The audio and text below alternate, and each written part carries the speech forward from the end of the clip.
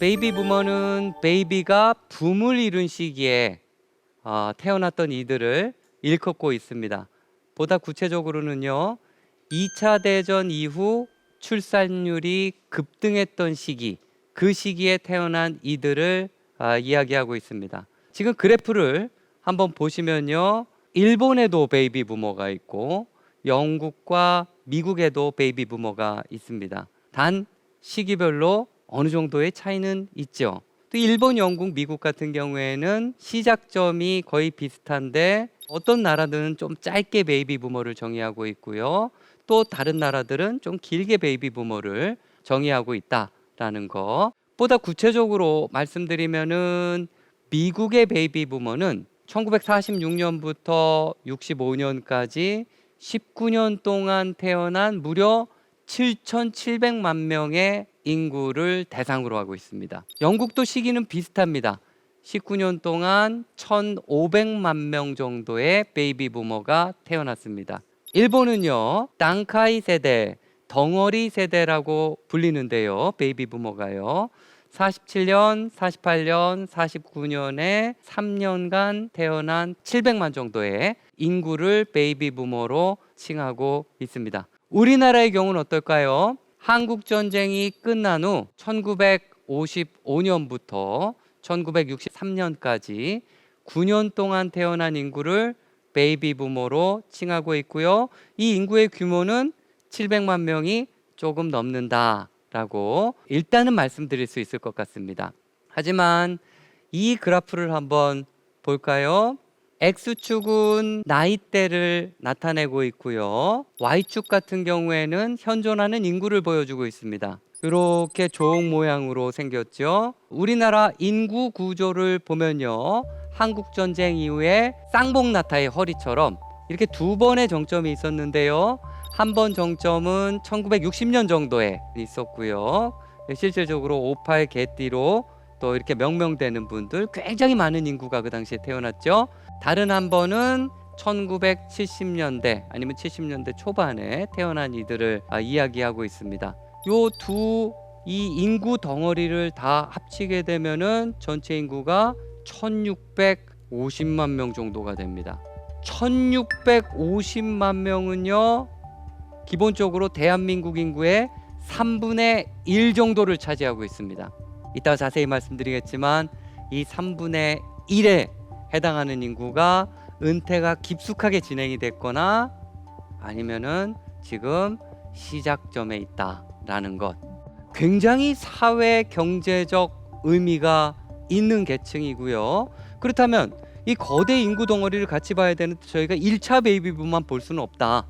그래서 1차와 그 중간에 1, 2차 사이에 인구 감소 정책이 있었어요. 그래서 잠깐 들어간 부분, 그 다음에 2차 베이비 부머는 74년생까지 이어지는데요. 그래서 1955년생부터 1974년 20년의 기간에 태어난 이들이 굉장히 많고요. 그 수가. 그 다음에 이 많은 인구가 은퇴를 경험하고 있고요.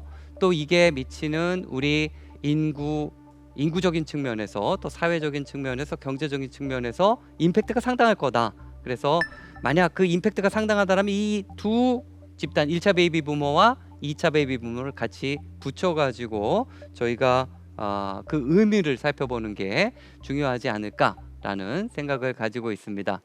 이런 베이비 부머의 은퇴가 깊숙하게 진행이 되고 있고요. 저는 2차 베이비 부머입니다. 1971년생이고요. 2차 베이비 부머인데 저 친구들도 실제 지금 은퇴를 본격적으로 준비하고 있다라는 것. 그래서 은퇴 가속이 붙고 있다라는 거, 이 점 좀 강조드리고 싶은데요.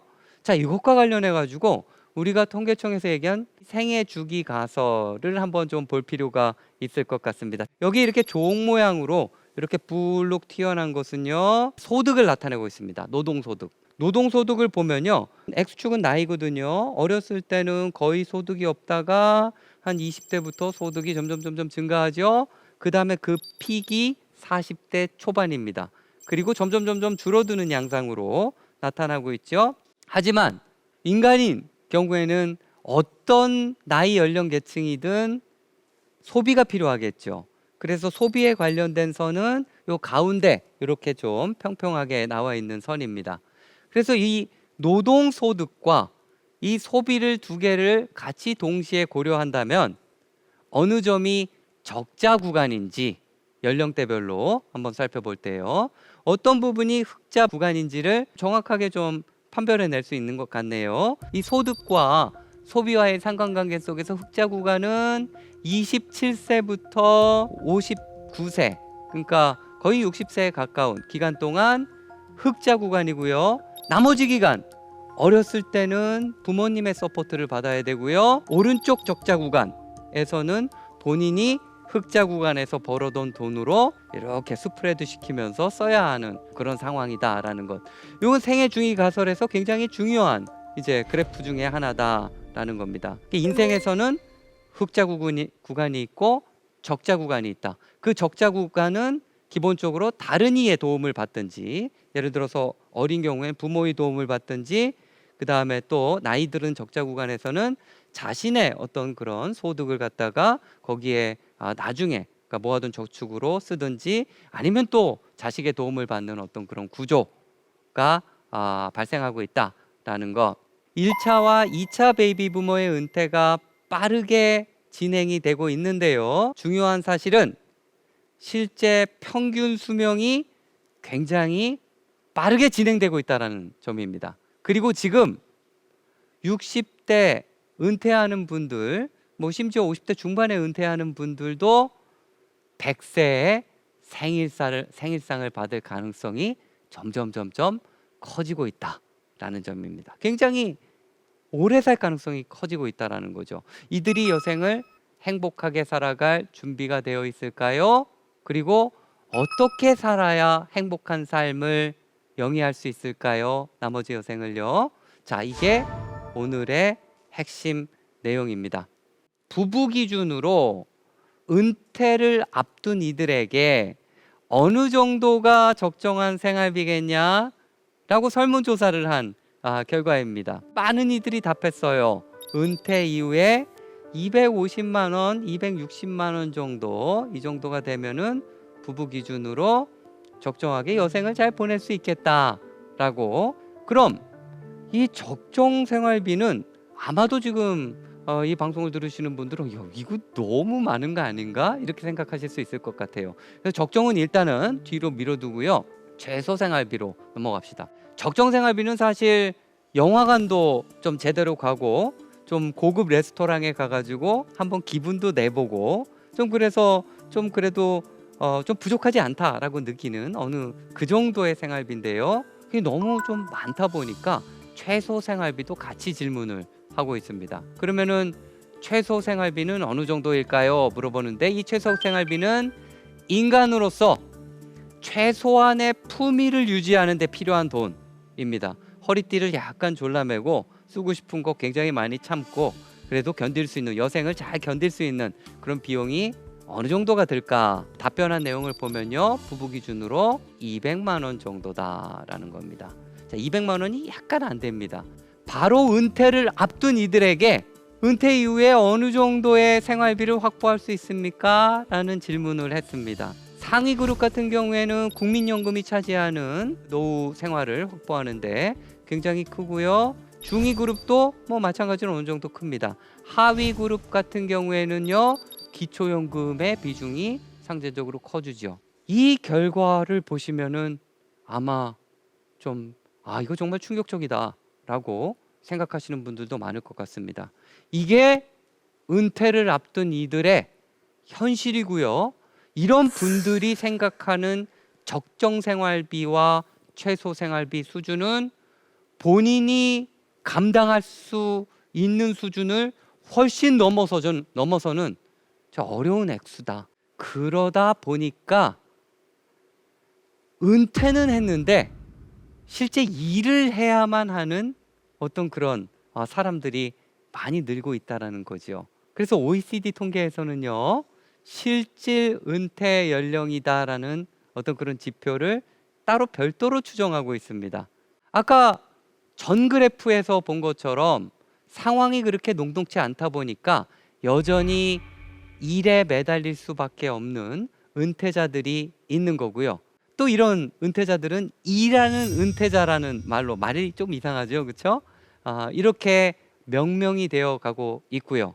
이 그림을 한번 보시면요, OECD 같은 경우에는요, 실질 은퇴 연령은 남성은 한 65세가 조금 넘는 수준, 여성은 한 63.5세 정도로 나타나고 있습니다. 우리나라의 경우에는요, 1990년까지 OECD랑 사실 그렇게 크게 차이가 없었다라고 볼 수가 있을 것 같은데요. 그 이후에는 이 실질 은퇴 연령이 굉장히 빠른 속도로 증가해 왔다라는 것, 그리고 최근 시점으로 오게 된다라면은 우리나라의 경우는 남녀 동일하게 대략적으로 73세가 실질 은퇴 연령으로 나타나고 있습니다. 이거는 OECD 통계 중에서 최고 높은 연령이다 라고 보시면 될 것 같습니다. 이런 상황에서 우리의 인구 구조는 전 세계에서 가장 빠른 속도로 고령화되고 있다. 65년도에는 정말로 피라미드 구조였습니다. 그렇죠? 21년도 작년이죠. 시점을 보게 되면은 그냥 항아리 구조입니다. 우리나라 인구 구조가요. 67년 앞으로 조금 먼 미래긴 하지만 보시면은 역 피라미드로 바뀌게 됩니다. 실제 65세 이상의 고령자 비율이 굉장히 빠른 속도로 증가할 것이다라는 거고, 이거는 전 세계에서 가장 빠른 속도입니다. 그래서 이런 65세 이상 인구로 편입이 되면 우리 사회 제도는 기본적으로 이분들한테 강력한 사인을 보냅니다. 복지의 대상입니다. 일하지 마십시오. 지하철도 공짜로 타셔도 됩니다. 라는 거. 여러 사회제도가 이런 식으로 설계되어 있는 상황에서 지금 오른쪽 그림처럼 고령자의 비율이 굉장히 빠른 속도로 늘어날 때는 이거는 사실 개인적으로도 큰 변화겠지만 사회적으로도 엄청난 변화를 유발할 수밖에 없다라는 그런 상황에 있다라는 거 한번 말씀을 드리고 싶고요. 자, 이런 변화가 전 세계적으로도 가장 빠르게 진행이 되고 있다 보니까 여러 가지 이야기들이 나오고 있습니다. 베이비 부머가의 고령자 편입으로 인해서 사회 변화, 경제 변화가 일어나고 또 여러 가지 또 사회적 변화가 일어나는데, 이런 게 어떤 방식으로 진행될 것인가? 행복한 스토리는 아닌 것 같아요. 조금 암울한 스토리들이 이런 학계에 많이 돌아다니고 있습니다. 자, 이걸 갖다가 세 가지로 한번 정리를 해봤습니다. 첫 번째, 베이비 부모가 대거 고령자 65세 이상 인구로 편입되면서 우리 경제가 힘을 잃을 것이다 라는 전망이 강하게 나타나고 있습니다. 그 이유는 당연하겠죠. 경제활동을 그만둔 고령자들이 주머니에 돈이 없게 되니까 소비력이 약해진다. 이 소비력이 약해지니까 이게 생산에도 영향을 미치고 조금 어려운 구조로, 우리 경제가 어려운 구조로 가게 되지 않을까라는 이야기가 나타나고 있고, 이것도 반면에는 노동시장의 주역인 젊은이들의 수가 이제 줄어들고 있다라는 거죠. 이 모든 것이 우리의 생산활동에도 영향을 준다라는 겁니다. 소비와 생산은 서로 맞물려 있습니다.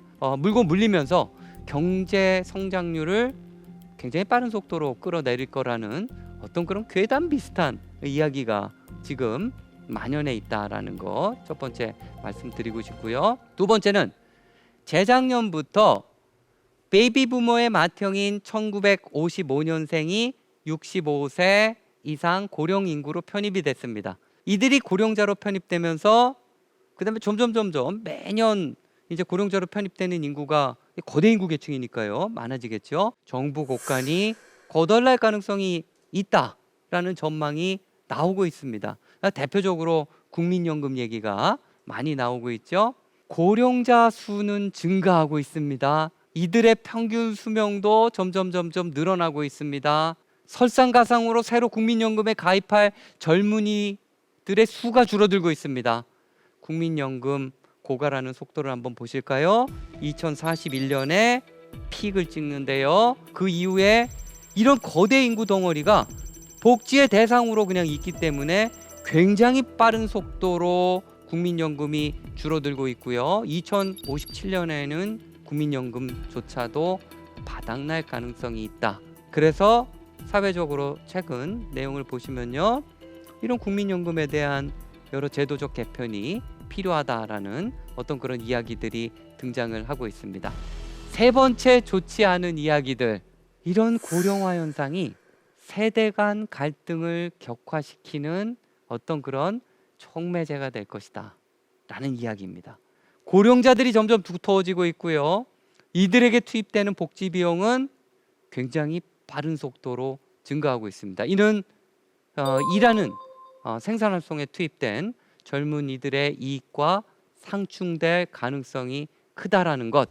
혜택을 받는 사람들과 돈을 내는 사람들이 어느 정도 불일치하고 있습니다. 사실 뭐 연금만 봐도 그렇죠. 하지만 이 불일치 정도가 너무 커지게 되고 젊은이들의 부담이 점점 커지게 되면 고령 계층과 젊은이들 계층 간의 화합이 점점 좋지 않은 방향으로 나가는 어떤 그런 현상이 일어날 가능성이 있다라는 겁니다. 앞으로 젊은 세대가 좀 두려워하는 부분도 있습니다. 고령자들의 수가 점점 많아지다 보니까 이런 수적 우세를 통해서 자신들의 이해를 복지 정책에 관철할 가능성이 크다라는 것. 그렇게 되면 복지 비용을 누가 부담하겠습니까? 젊은 층이 더 크게 부담할 가능성이 크다라는 것. 젊은 층은 노년층에게 자신의 이익을, 자신의 목을 빼앗기지 않기 위해서 뭔가 연합하고 목소리를 낼 가능성이 크다라는 것. 이게 언론과 학계에서 또 돌아다니는 또 좋지 않은 얘기 중에 하나다라는 것. 그래서 이런 세 가지 내용을 좀 정리해 봤고요. 그림으로 제가 지금 말씀드린 내용을 표현해 봤습니다. 고령화가 되다 보니까 경제 성장률이 떨어질 수밖에 없는 상황, 젊은이가 줄어드는데 고령자들의 평균 수명은 늘어나고 또 생산 활동으로 들어가지 않으니까 복지 비용이 점점 늘어나는 상황. 이런 상황 속에서 사회적으로는 세대 간 갈등이 지금보다 더 많아질 가능성이 있다라는 거죠. 하지만 우리의 베이비 부머를 보면은 사실 지금의 고령자들 65세 이상 인구로 편입되어 있는 대거 인구들과는 좀 큰 차이가 있다. 지금의 베이비 부머들 55년생부터 74년생 그 20년의 기간에 있는 1, 2차 베이비 부머들의 특성을 보면요, 교육 수준이 상당히 높습니다. 교육열이 또한 상당히 높습니다. 그리고 이들은요, 또 하나가 민주화의 경험이 있습니다. 그리고 민주화를 성공시켰던 그런 경험이 있고요. 그런 경험 속에서 엄청난 자신감이 있습니다. 제가 금방 베이비 부머가 은퇴한 다음에 어려움을 겪을 가능성이 크다라고 말씀드렸지만 실제 전 계층으로 나눠서 경제적인 어떤 그런 여력을 우리가 평가해 본다라면은 실제 베이비 부머 계층은 가장 잘 사는 계층, 그리고 소비력이 높은 계층으로 사실 분류가 되고 있습니다. 이 베이비 부머는 경제적 성공의 경험도 있습니다. 그리고 대한민국을 지금의 선진국 반열로 끌어올린 주역이기도 합니다. 이거에 대한 자신감, 자부심도 상당합니다. 제가 아까 말씀드린 여러 가지 괴담에도 불구하고 이 베이비 부머는 지금 대다수를 차지하고 있는 고령자의 특성과는 조금 다른 특성을 가지고 있다는 것.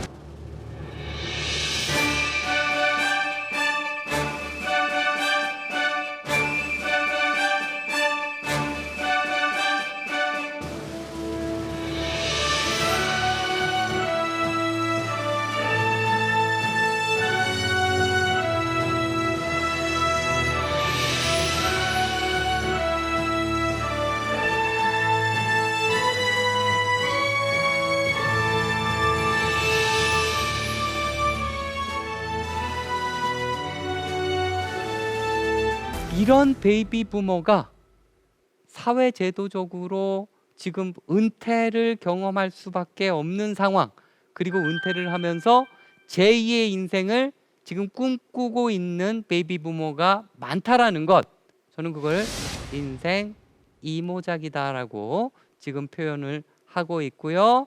그 베이비 부머들의 인생 이모작을 위한 가장 강력한 수단으로 많이 등장하는 게 도시 탈출입니다. 왜냐?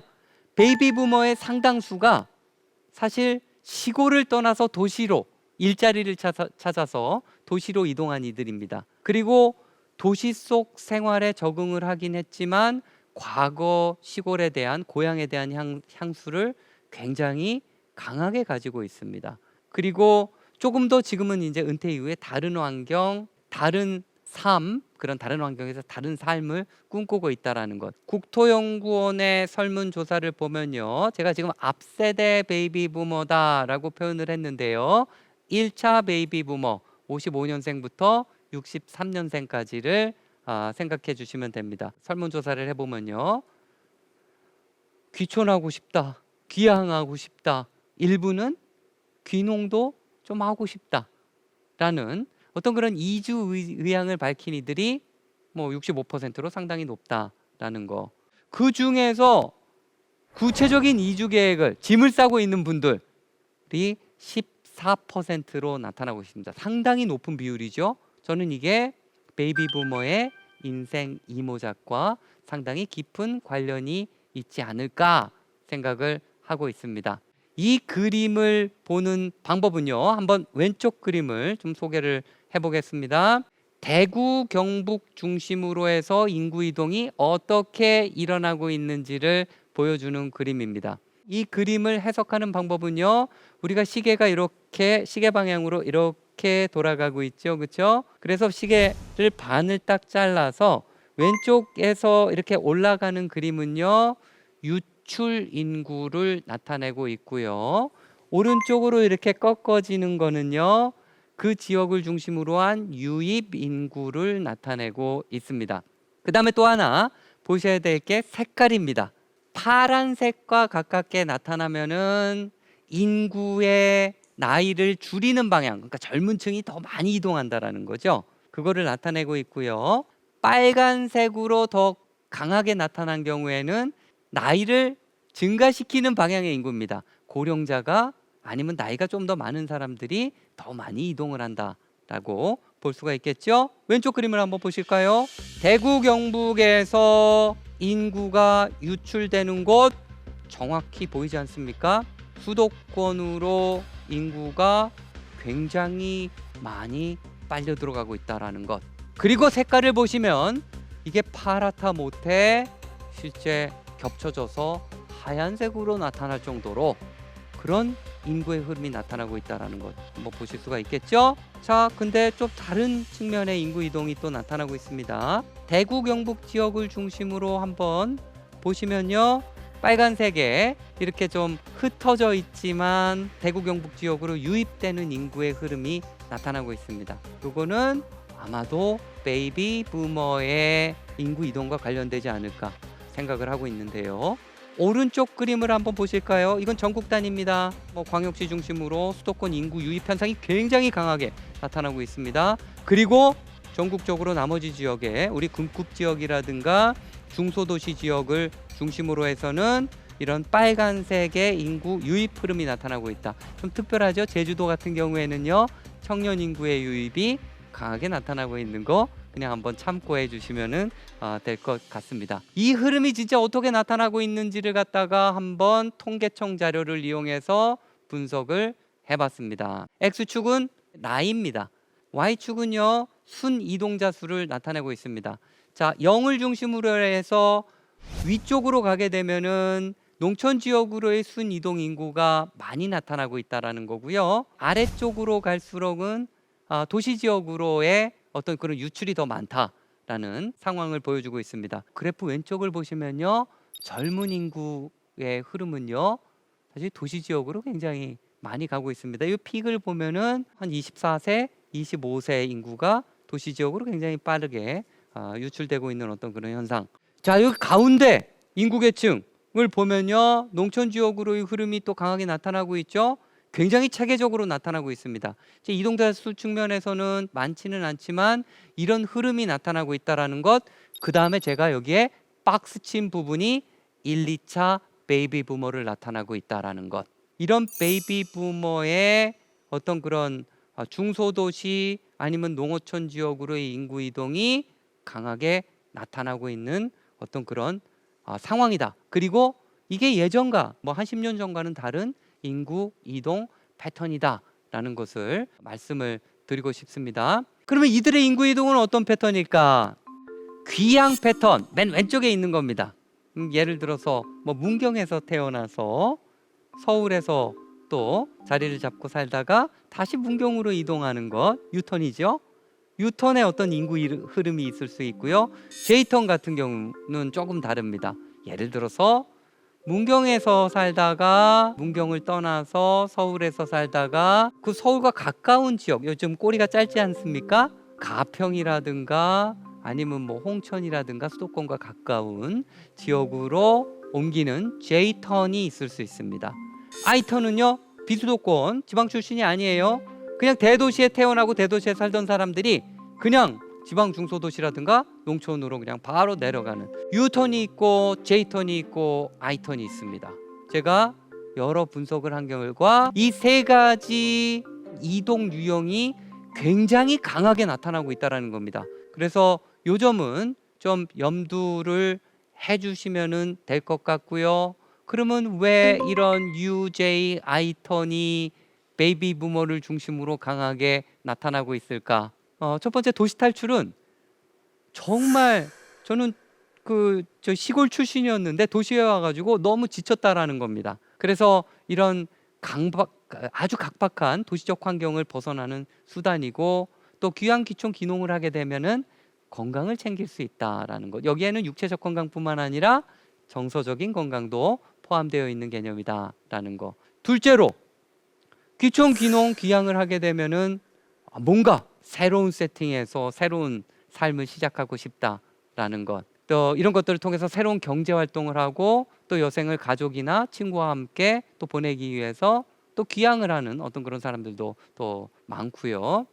세 번째 이유로는 생활비가 감소되더라. 특히 주거 비용이 굉장히 크게 감소가 되더라라는 겁니다. 아까 50대 이상 중고령자가 얘기하는 적정 생활비 부부 기준으로 250만 원 정도라고 말씀을 드리지 않았습니까? 이거와 관련해서 생활비를 줄이기 위한 어떤 그런 그 목적으로 이런 귀환귀촌 귀농을 고민을 하고 있고 또 일부는 실행을 하고 있다라는 어떤 그런 말씀을 드릴 수 있을 것 같습니다.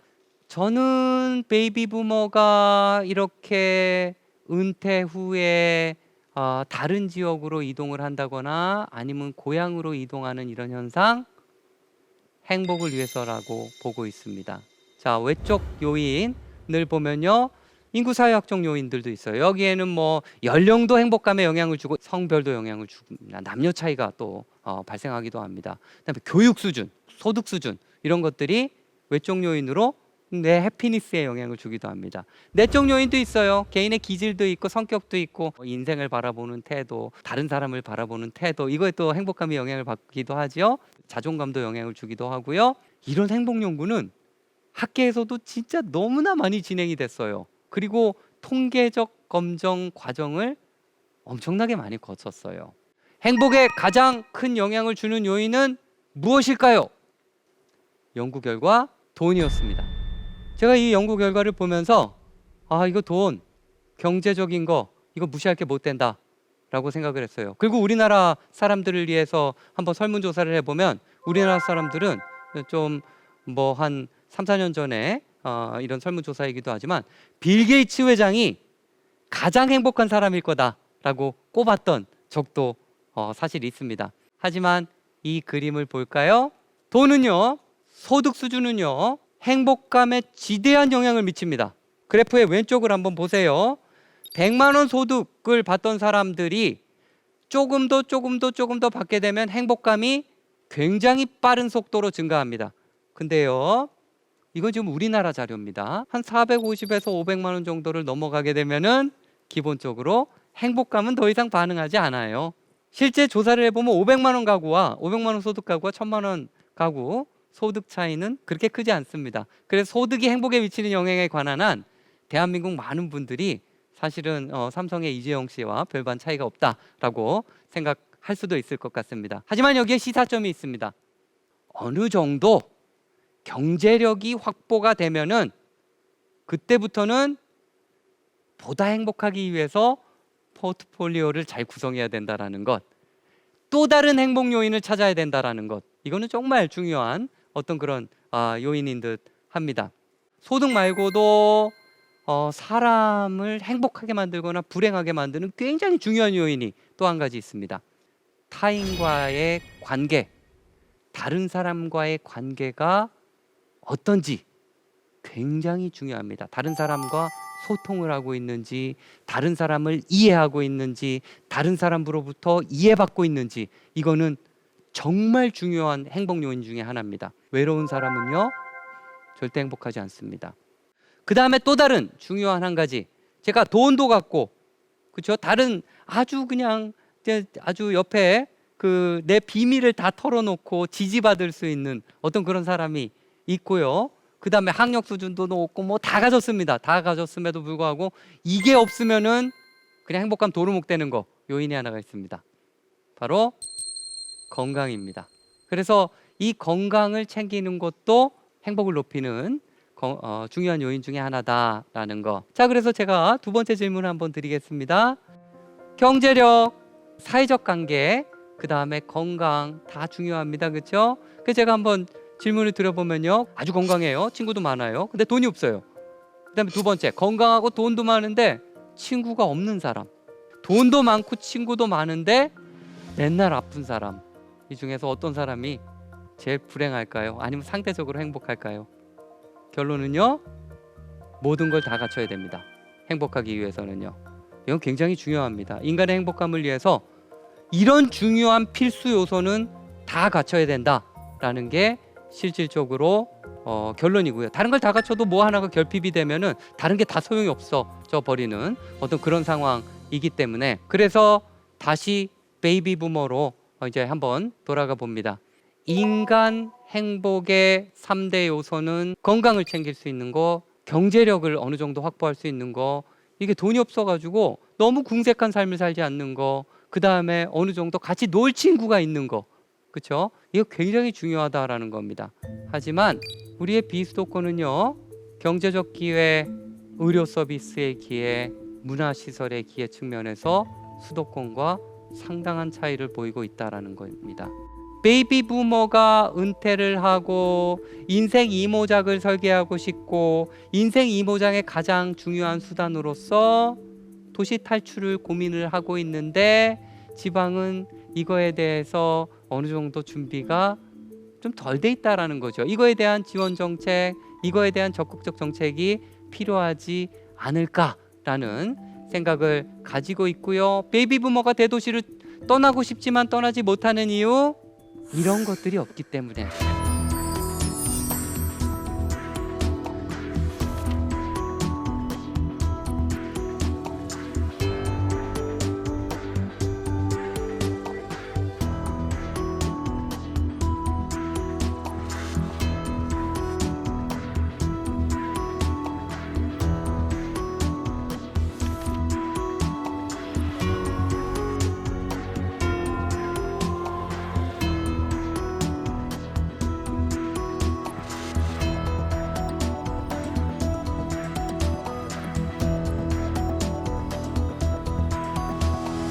그래서 이런 비수도권에 귀향 인구가 정착할 주거 공간을 제대로 공급하고 여러 가지 행복 요인들에 대해서 잘 패키지로 설계하면 좋지 않을까라고 고민들을 한번 해봤습니다. 저는 그 가능성을 함양군의 조그만 마을에 있는 서화초등학교의 회생을 통해서 한번 고민을 해본 적이 있습니다. 잠깐 제가 함양군의 조그만 마을에 있는 서화초등학교 이야기를 해보겠습니다. 이 학교는요, 폐교 위기 직전에 있었습니다. 2019년에 학생 수가 14명이었어요. 근데 4명이 졸업하고 신입생이 없는 상황이었어요. 학년은 6학년이 있는데 10명밖에 없다라면은 유지하기가 굉장히 힘들었겠죠. 그래서 학부모, 학교, 지역 주민들을 중심으로 학생 모심위원회라는 것을 조직을 하고요. 그다음에 여러 가지 공공연구기관, 농촌경제연구원, 그다음에 한국토지주택공사, 그다음에 등등의 기관들과 협업해가지고 머리를 맞대고 어떻게 학교를 살릴 수 있는지에 대한 고민을 시작했습니다. 이 학교에는요, 아이를 학교에 입학시키면은 가족들에게 생활할 수 있는 집, 임대주택입니다. 줄 수 있다고 약속을 했습니다. 그리고 부모가 학생들을 데리고 오지 않겠습니까? 부모들에게는 일자리도 연결해 주겠다라고 지자체에서 또 약속을 했습니다. 학생들에게는요, 뭐 수도권에 버금가는 여러 가지 교육 프로그램뿐만 아니라 뭐 지역민들이 펀드를 조성한 어떤 그런 돈으로 해외 연수도 시켜주겠다라고 약속을 했습니다. 자, 이 그림을 보시면요, 바로 가장 중요한 주거와 관련된 겁니다. 초등학교 바로 앞에다가 임대주택 12호를 지었습니다. LH가 매입 임대주택 사업을 했고요. 25평 기준으로 월 임대료는 한 20만 원 정도고요. 18평 기준으로는 15만 원 정도 매월 임대료를 내면 됩니다. 그리고 여기에 입주한 사람들은 원하면 20년 동안 거주할 수 있습니다. 자, 이거는 공공이 개입했기 때문에 가능했던 모델이 아니었을까라는 생각을 가지고 있고요. 자, 여기에 입주민을 모집했습니다. 입주민이 여기에 지금 12호를 계획했는데 이거를 훨씬 초과해 버렸어요. 그래서 지자체에서는 주변에 빈집을 정비해 가지고 또 이런 학부모를 받아들이는 노력까지 했을 정도로 결과는 매우 성공적이었습니다. 서화초등학교에 전교생이 2배 아니면 3배 정도로 증가를 했고요. 또 이런 성공에 힘입어서 함양군에서는 국내 최고의 물류회사 단지를 유치를 했습니다. 그리고 유치함과 동시에 그 회사와 계약을 맺었습니다. 이 회사에 일하는 인원을 지역민을 우선적으로 고용하겠다라는 어떤 그런 계약 조건도 같이 달았습니다. 이 함양군의 사례는 주변 지역에 엄청난 희망을 줬습니다. 이 작은 학교 살리기 운동은 전국적으로 퍼져나갔고요. 아마도 포털 사이트를 검색을 해보시면은 함양군의 사례가 주변 지역에 어떤 영향을 줬는지에 대한 어떤 그런 이해를 하실 수 있을 것 같다라는 생각이 듭니다. 자, 그리고 이 주거단지, 거의 뭐 타운하우스처럼 생긴 이런 주거단지 바로 옆에는 이런 카페 커뮤니티 공간을 만들었고요. 지역 주민들이 이 카페에서 서로 모이면서 하하호호 하면서 공동의 일을 만들어내고 공동의 놀이거리를 만들어내는 노력을 하고 있다라는 거 말씀을 드리고 싶습니다. 자, 정리하면요, 함양군의 모델은요, 사회적 교류가 활성화된 주거 플랫폼을 만들었고요. 생활 리소스인 학교와 일자리가 결합한 모델입니다. 자, 그래서 여기에 work, 일하고 live, 정주하고 play, 플레이는 뭐 학교도 플레이의 공간이 될 수도 있고요. 또 카페 같은 어떤 그런 인프라들을 같이 만들어 가지고 이거를 결합하는 플랫폼을 만들었다라는 겁니다. 그 여러 사람이 합심해서 만든 함양군의 서화초 모델이 저한테 굉장한 영감을 줬어요. 그래서 오늘 이 자리에서는 사실 주제가 베이비 부머이기 때문에 베이비 부머와 관련된 3자 결합 모델을 좀 제안을 하고 싶습니다. 자, 한번 보시면요, 베이비 부머가 중소도시 및 농어촌으로 귀향, 귀촌, 귀농을 한다든가 이런 식으로 해서 지역에 있는 중소기업과 같이 결합되는 모델. 베이비 부머 능력 있는 계층이 앞으로 뭐 조금 센 표현이긴 하지만 잉여화될 가능성이 큰 너무나 아까운 인재들이, 그렇죠? 중소도시 농어촌이 가진 자원이 엄청납니다. 어려워질 가능성이 있다라는 것, 우리나라 중소기업이 또 어려워지고 있지 않습니까? 이렇게 미래 시대의 약자가 될 어떤 그런 3자가 결합하게 된다라면 저는 대한민국을 재도약시키는 굉장히 큰 파급 효과를 낼 수 있지 않을까라는 생각을 가지고 있습니다. 이 3자 결합 모델은요, 베이비 부머가 지방에 귀향 귀촌을 해서 또 일자리와 결합하는 모델입니다. 이 일자리는 일주일 내내 일하는 게 아니라요, 2, 3일 정도 일하면서 아까 보여드리지 않았습니까? 여생을 사는데 부족한 자금, 부족한 생활비를 어느 정도 마련할 수 있는 100만 원에서 150만 원 정도 수준을 받으면서 나머지는 여가를 즐기고 또 일자리로 뭐 2, 3일 정도 가서 또 동료들과 같이 얘기도 하고 그 일을 통해 가지고 또 자기도 실현하는 어떤 그런 기회를 마련한다라면은 베이비 부모 행복감이 굉장히 커지지 않을까라고 생각을 하고 있는 거고요. 자, 여기에 조금 구체적인 정보를 담았습니다. 베이비 부모는요, 농어촌에 내려갈 때 주거, 의료, 교육과 관련된 여러 가지 지원을 받을 수가 있고요. 이건 지자체뿐만 아니라 중앙정부의 노력으로 중앙정부의 여러 가지 프로그램들이 있습니다. 가능한 어떤 모델이고요. 이렇게 된다면 지자체 측면에서는 세수가 증대되고 또 소비력이 높은 베이비 부모니까 지역 경제가 활성화되는 어떤 그런 효과를 갖습니다. 베이비 부모와 중소기업과의 관계는요, 중소기업은 안정적인 일자리를 제공할 수 있고요. 이 부분에 대해서 궁금하신 분들도 많을 겁니다.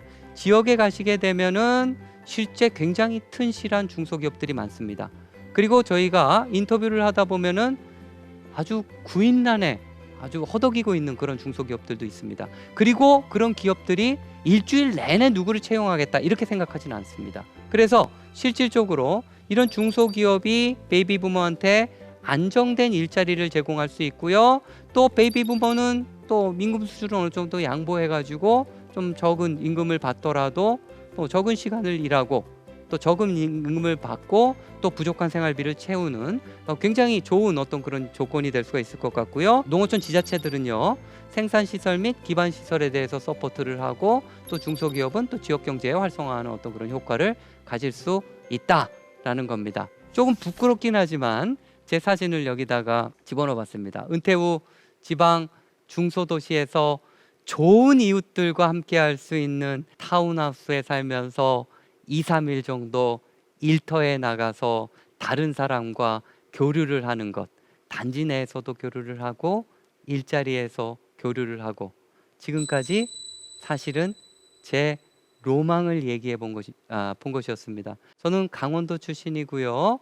고향에 대한 기억이 너무나 선명하고요. 뭐 은퇴만 되면은 고향으로 내려가서 이런 삶을 살고 싶다라는 어떤 그런 생각을 가지고 있습니다. 최근에는 와이프도 이거에 동의를 해줬고요. 그래서 조금씩 이런 설계를 하는 게 저한테는 미래 설계를 하는 게 굉장히 큰 기쁨으로 작용을 하고 있다라는 거 말씀을 좀 드리고 싶네요. 그런데 주변 사람들이 많이 얘기를 합니다. 나이가 들면은 도시를 떠나지 말아야 되는 게 맞지 않아요? 몸도 아파질 거고 또 병원에 가깝게 있는 곳에 또 입지하는 게 좋고 또 떠나다 보면은 또 주변에 알던 사람들이랑 네트워크가 끊겨가지고 또 외로운 삶을 살지 않겠어요? 이렇게 조언해주는 이들이 많지요. 저는 그 내용도 굉장히 크게 공감한다라고 생각합니다. 하지만 이런 분들도 굉장히 많지만 피곤한 아주 경쟁적인 도시적 삶을 벗어나서 인생 이모작을 정말 자연이 좋은 곳, 공기가 좋은 곳, 그 다음에 따뜻한 인심을 경험할 수 있는 곳, 이런 곳에서 인생 이모작을 시작하고 싶어 하는 분들도 상당히 많다라는 겁니다. 그래서 그럼 이런 분들이 이동을 하게 된다라면은 우리 국토에는 또 어떤 효과가 있을까? 저는 또 공간 계획을 하는 사람이다 보니까 한번 좀 계산을 해봤어요. U턴, 그다음에 J턴, I턴 중에서 U턴만을 한번 고려해 본 겁니다. U턴 인구가 고향으로 내려간 인구죠. 어느 정도의 그런 인구 재배치 효과가 있을까라고 봤는데요. 수도권에 살고 있는 1, 2차 베이비 부머만 800만이 넘습니다. 이 중에 55% 440만 정도가 지방에서 출생한 사람들이고요. 이런 분들의 상당수가 그 당시엔 또 농촌이었습니다. 농촌 출신입니다. 이분들이 농촌에 대한 상당한 그리움을 가지고 있습니다. 실제 제가 베이비 부머 인터뷰를 하다 보면은 눈물을 흘리시는 분들이 굉장히 많아요. 고향 생각을 하다 보면은 이분들은 마음이 굉장히 이제 있는 거죠. 이런 분들 중에서 440만, 전 수도권만 본 겁니다. 유턴만 본 겁니다. 10%만 움직여도 44만 정도의 베이비 부머가 이동하는 꼴이다라는 거고요. 30% 정도가 이동한다면 어마어마하겠죠. 지금 30% 오른쪽 그림에서 감소하는 인구, 수도권 감소하는 인구를 보면 사실 이 밑에를 뚫고 내려갈 정도로 많이 내려가 있습니다. 이렇게 베이비 부머는요, 지역 균형 발전에도 기여할 수 있을 뿐만 아니라 기본적으로 베이비 부머 스스로의 행복감을 늘리는데 또 굉장한 이런 귀한 귀촌 귀농이 도움을 줄 수 있다라는 거 좀 강조드리고 싶습니다. 베이비 부머의 상당수는 일자리를 쫓아서 시골을 떠나서 도시로 옮긴 이들입니다. 이들의 은퇴가 너무나 깊숙이 진행되었습니다. 그리고 대도시를 떠나서 베이비 부머들은 인생 이모작을 준비하고 있습니다. 뒷방으로 물러나기에 베이비 부머는 너무나 젊습니다. 묵혀두기 아까운 능력을 지니고 있기도 하고요. 이들의 행복한 삶은 인생 이모작을 어떻게 준비하는지에 따라 달려있다 해도 과언이 아닙니다. 베이비 부머의 이모작은 지속 가능한 대한민국을 만드는 토대가 될 것으로 확신합니다.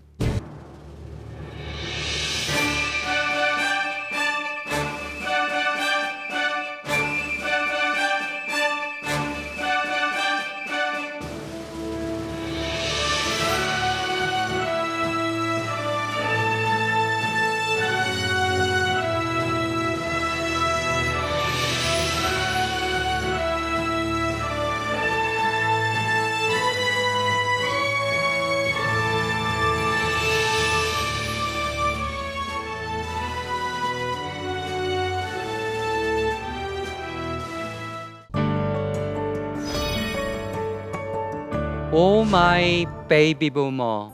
베이비 부머의 맏형인 1955년생이 재작년인 2020년부터 65세 이상 고령자 인구로 편입이 되었습니다.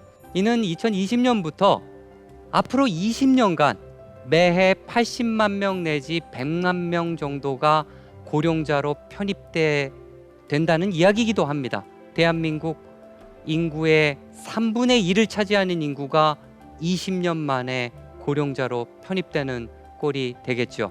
우리 사회가 도시를 떠나길 원하는 베이비 부머의 인생 이모작을 지원한다면 청년과 베이비 부머 세대가 공생하고 수도권과 지방이 공생할 수 있습니다. 대한민국을 제도약하게 하는 이들은 베이비 부머입니다. 오 마이 베이비 부머라는 감탄사로 이들의 미래와 행복을 응원합니다. 지금까지 대한민국 최고의 강연 최강 1교시 마강래였습니다. 감사합니다.